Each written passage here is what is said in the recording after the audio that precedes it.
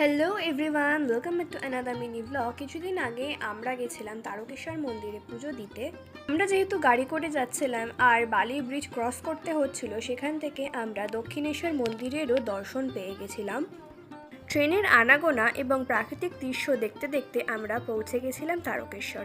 ওখানে গিয়ে আমরা যেই দোকানটাতে উঠেছিলাম সেটা হচ্ছে শিবালয়। ওখানে গিয়ে আমরা আমাদের ব্যাগপত্র রেখে এবং ডালা নিয়ে চলে গেছিলাম দুধ পুকুরে একটু জল নিতে। দুধ পুকুর থেকে জল নিয়ে বাবার মাথায় জল ঢালার জন্যে ওখানে অনেক দোকান ছিল, সেখান থেকে আমরা একটা 50 টাকা জলের ঘট কালেক্ট করে নিয়েছিলাম এবং পুজো দিতে চলে গেছিলাম। পুজো দিয়ে বেরিয়ে ওখানে একটা স্ট্যান্ড ছিল যেখানে সবাই ধূপকাঠি এবং মোমবাতি জ্বালাচ্ছিল এবং অনেক মোমবাতি হয়ে যাওয়ার কারণে জল ঢেলে নিভিয়েও দিচ্ছিল। আমরা যেদিনকে গিয়েছিলাম সেই দিনটা ছিল রবীন্দ্র জয়ন্তী এবং ছুটির দিন ছিল বলে মোটামুটি ভালোই ভিড় ছিল এবং সেই দিনটা ছিল পৈতের দিন, তাই মা কালীর মন্দিরের সামনে প্রচুর পৈতের কাজ হচ্ছিল। পুজো দেওয়ার পরে আমরা যাচ্ছিলাম ব্রেকফাস্ট করতে, তখন এই ছোট্ট মিঠুর সাথেও দেখা হয়ে গেছিলো। ও কিন্তু কামড়াচ্ছিল না আমাদেরকে।